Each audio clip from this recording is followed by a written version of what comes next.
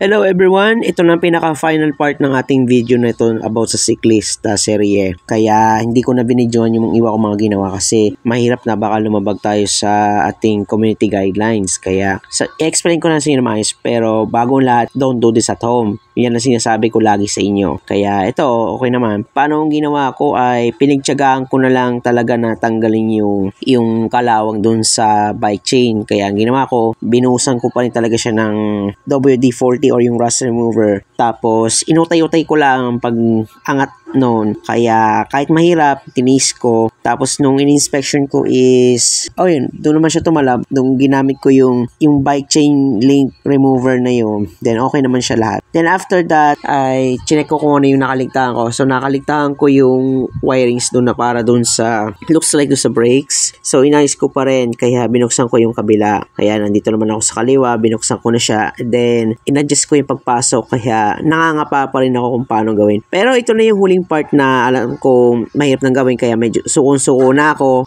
Sumusuko na ako. Ito na. So, ito na, sumusuko na ako. Kaya, ask for help na talaga ako sa expert. Kaya, maaari namin itong dalhin to sa Guestmark at ipakonsult kung tama lahat ng parts or kung ano may mga mali dito. Yan, halata naman yung FD na ito ay up pull or top down. Maraming uri yan eh. Tapos, minsan mayroong dual pull. Kaso sa mga higher speed na 8 or 9 speed, tapos ibang bike na yon, mga mas mamahali na yon. So, ang sa akin daw is down pull. Kaya, makikita natin mamaya kung ano sasabihin kung down pull or whatsoever. Kaya, na-confuse talaga ako. So, nilagay ko muna yung kable ng FD dun sa maling FD na tinatawag na up pull or top down kasi nga wala akong ibang pagpipilian. Kaysa naman na nakasabit nga doon pero nakakalat lang naman yan dyan kapag nakita naman sa sahig. So, pagdating doon mamaya sa Guestmark is sila na lang ang bahala muna doon. Then, sasabihin sa akin ko yung mga do's and don'ts. Tapos, ito, chinarge ko muna yung 9-volt battery para sa alarm system. So, yung napagkalas ko yung lumang FD at saka yung bike chain na puro kalawang. Then, sa ngayon, ay okay naman siya sa akin. Kaya, wala mo ng bike chain, tapos sila na lang bahala mamaya. Tapos, nung chinek ko yung bottom bracket do sa may bandang front ng, sabihin natin, yung pedals is, akala ko ay na-stuck. Sa rear caliper naman ay halatang hindi na kumakagat yon kahit na nalagyan ko naman ng kable kasi nga, malamang luma na yung lumang brakes doon, kaya hindi na madali. So, mamaya sasabihin sa akin ng taga-Guestmark. Pero, salamat sa rust remover dahil natanggal nga naman ng maayos yung mga nag-frozen rust part doon sa bike chain. And of course, okay na yung cassette. Nabawasan din naman ng kalawang. So, ito, may mga kasama naman din ako. Yan, need backup. Tinanggal yung rear tire na yun. Nabalak namin palitan. Then, titingnan namin yung quick release. Dapat sana pwede. Pero mas maganda ipa-consult na lang. At yung rear caliper, kinabitan ko na yan ng mas bago. Pero nung tinanggal ko ay halatang meron pala tong tinatawag na thread locker. Hindi pala kalawang kahit lagyan ko ng paulit-ulit ng WD-40 na yun. At ginamit ko ng buong lakas ko kaya nahalatang para ako nag-super saiyan dito. Kaya ako yung nag-ingat sa pag-super saiyan baka gumuhong buong mundo tapos nawasak pala yung bike, naputol pa. Charot lang. So ito na nga, nandito na kami ngayon sa Guestmark Bike Shop dito sa Barangay 4 or Poblacion 4 sa Santo Tomas City, Batangas. Pinalabor na namin yan dahil hirap na hirap talaga matapos to. Kaya sa kanila kasi convenient at alam nilang pasikot-sikot ng bike. Maging sa FD alam nila to. Kaya i-explain ko sa inyo. Ayan, so nandito na ako sa bahay ngayon. Actually, magagamit ko na tong bike na to. Kaya lang pinadala ko to dun sa Guestmark dun sa Barangay 4 sa Santo Tomas. Banda ron sa may tapat ng Lisa Compound. So papakita ko sa inyo. Medyo okay na naman na to. Okay. Ang bike na tumulong sa akin sa pag-aayos at labor ay yung Guestmark mismo kasi halatang hindi ko na kaya. Tapos yung pagta-timing doon sa RD at FD hindi basta-basta kabit lang. Tina-timing yan syempre at hindi pa ako aware sa ngayon. So pagdating sa mga baguhan kagaya natin at isa na ako doon, huwag kayo basta-basta o-order online ng mga kung ano-anong pyesa at yung mga accessories kasi hindi natin alam na tunay ba to or peke. So, isa-isahin ko Yung RD ko, tama naman sana. Kaso peke. Yun ang sabi sa akin nung nanggagawa doon. So, tama naman yung cassette. Tama naman. Wala naman siya sinabing kakaiba. Tapos, ayos din yung in-order kong chain. Wala naman siya sinabi.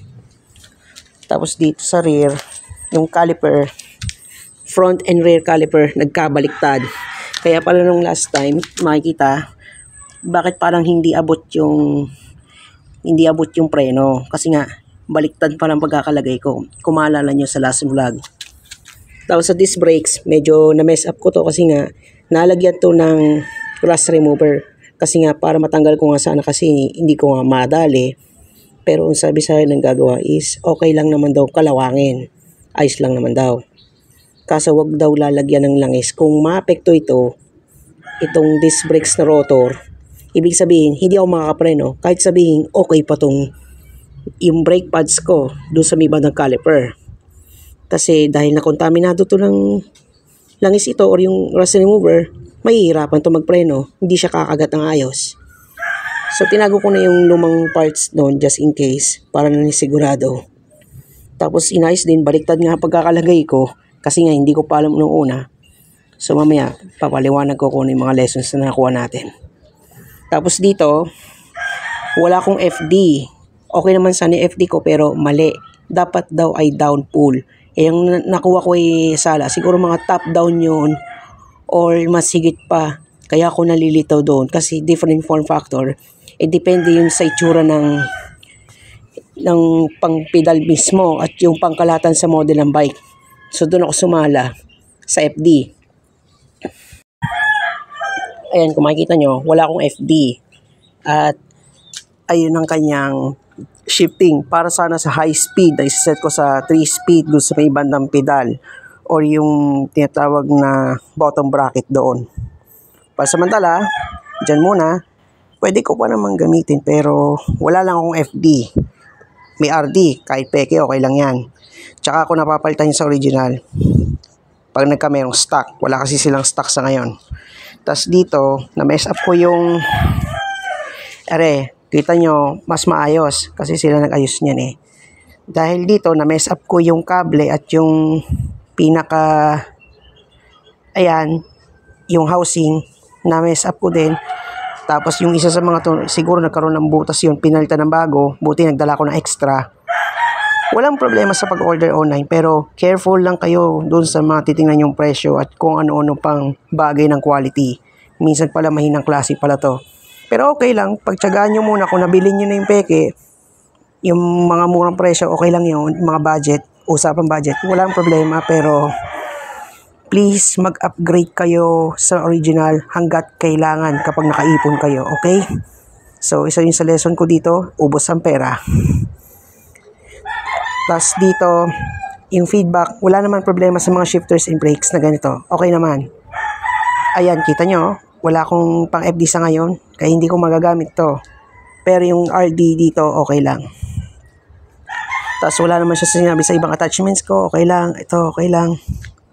Na-mess up ko lang talaga yung mga wirings na nilagay ko sa mga brakes and shifters kasi nagkabaliktad. Paano, nung sinundan ko yung dating setup dun sa luma, nung bago kong kalasin, na-analyze ko kasi, ayan, kaya ginawa ganito na. So, iwan na lang ito, leave it alone yung kabila. Ito parang just in case lang yan. Or pa nagkaroon na lang ng sa FD sa ngayon kasi wala nga akong FD. Yan. At ang pinakahuli, okay naman daw ang overall ng hindi naman kailangan lagyan ng grasa sa ngayon or kung naman. Kaya hindi ko muna pa problemahin to. Skip to kasi ayos pa yung bearings and other things dito. Tsaka ako na to ipapakondition pag pag may nakaramdam ako na stock or whatsoever. Sa akin okay pa yan.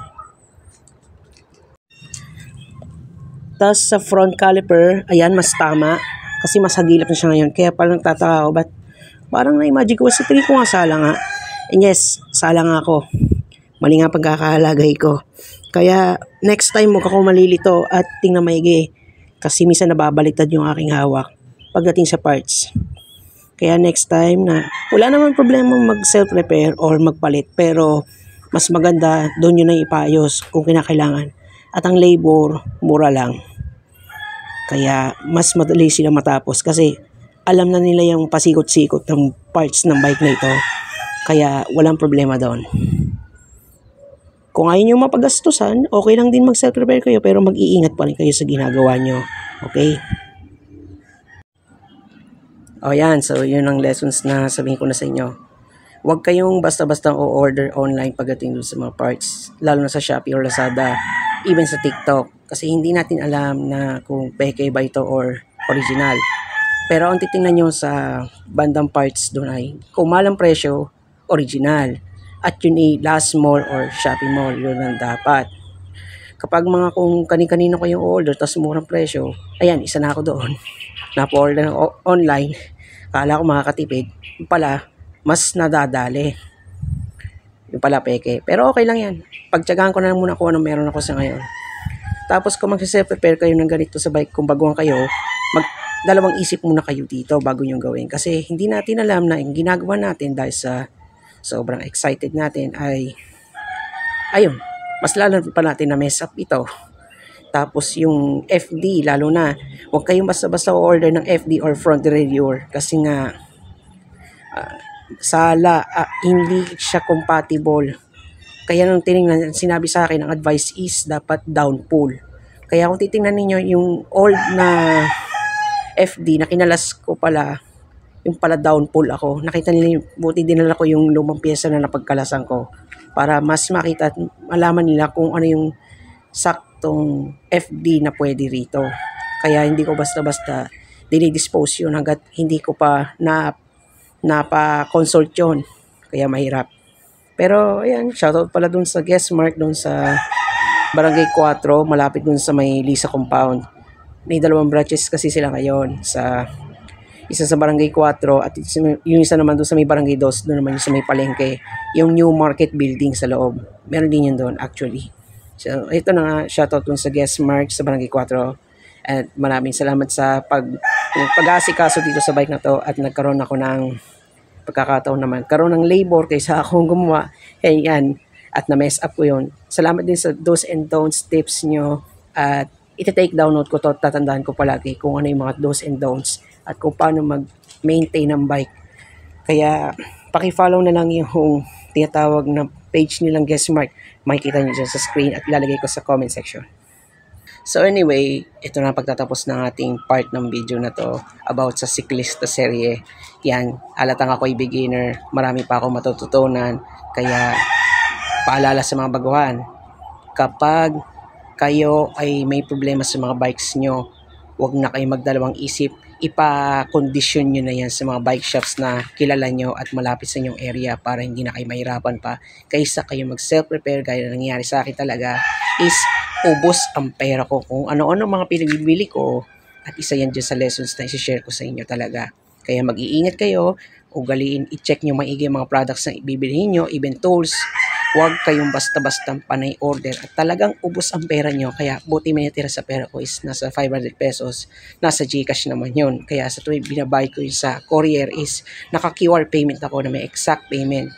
Pag wala naman ako sa bahay, GCash naman mano, pero may dagdag naman siyang 10 pesos para naman yung dun sa pang cash out or yung tinatawag na convenience fee. Tapos pinapalagay na lang dun sa may drawer sa may aming terrace dito. Kaya ito ba, kita nyo.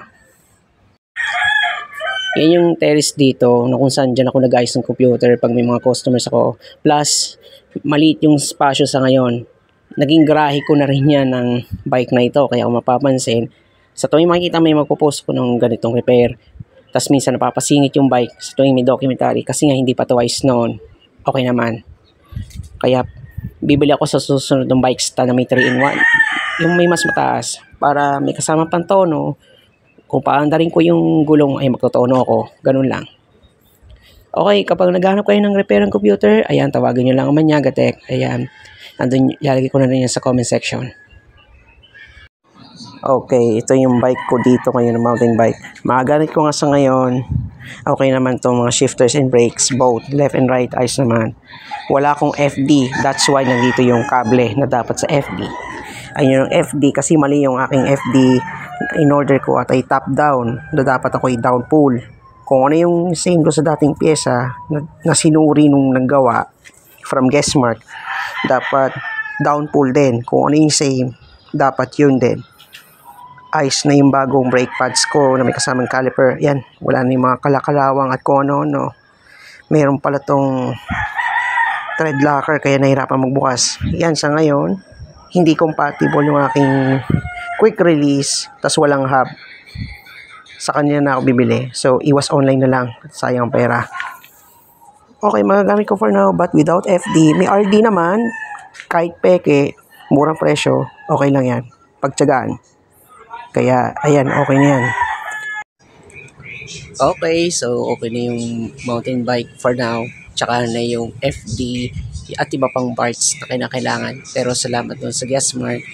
Ayan, shoutout dun sa Guessmark dun sa Publishing 4, Barangay Poblacion. Yan, okay na sa ngayon yung mountain bike, but without FD sa ngayon. Okay lang yan. Tsaka ako na to papayusin sa kanila ulit. At bibili na rin ako ng parts sa mismong bike shop na para mas madali ko na siya makita. Downpull and the rest na parts na kinakailangan ko. Shoutout dun sa Guessmark from Barangay Poblacion 4 sa Santo Tomas, Batangas. And salamat sa pagpapalabor. Sa inyo ako lalapit next time, okay? Eto na pala ulit. This is Marky Macaroni. See you on the next video. Goodbye for now. Ito na ang last part natin na pagtatapos. Ready na mag long ride and adventure.